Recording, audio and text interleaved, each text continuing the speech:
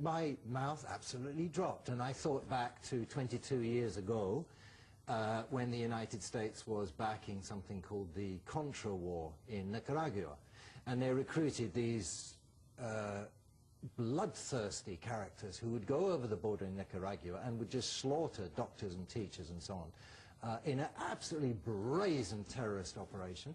So what did Nicaragua do? This is the poorest country in Central America. Nicaragua goes to the International Court of Justice. And it ran for 2 years, from 1984 to 1986, and 22 years ago the International Court of Justice produced its ruling. The case is called Military and Paramilitary Activities, United States versus Nicaragua.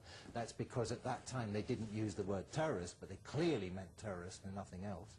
And the court ruled that Nicaragua had not entirely proved its case, but overwhelmingly had proved its case, and the United States must pay Nicaragua compensation, which was then ruled to be about $30 billion, at which point the United States says we do not recognize the jurisdiction of the International Court of Justice. And just one other thing. No, I'll need to turn to Alex. You've been very patient, Alexander. And that history lesson, which was correct, misses the fact that it was one of the most damaging aspects of the Reagan presidency. The whole 8 years, it was one of the biggest smears on Reagan's White House. But to get back to, this millennium, the point that I would make is that we do know who these people are targeting. For example, Ayman al-Zawahiri, who was a target of an operation in early 2005, as reported by the New York Times, no friend of the Bush regime, and an operation that was cancelled because it wasn't based on good enough security or good enough intelligence. In answer to your quote from The Guardian, the American forces are not demeaning themselves to the position of those they target, because when the Americans kill civilians, it is an accident. They don't aim to do it, whereas their enemies are deliberately targeting civilians every day. Would you concede that since civilians are killed in these raids, that there is a possibility that though they're designed to lower the terrorist threat, they could actually increase it?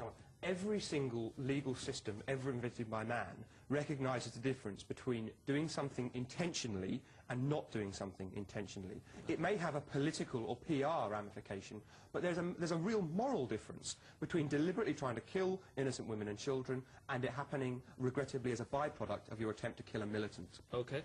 That's all the time we have for today. Thank you for watching, and thanks to my guests, Jim Brand from the Stop the War Coalition, Alexander Dean, barrister, author, former Chief of Staff to Tory leader David Cameron and a World University's debating champion, and Alex Jones, documentary filmmaker and nationally syndicated radio talk show host. Join us next week for more expert analysis on Middle East Today.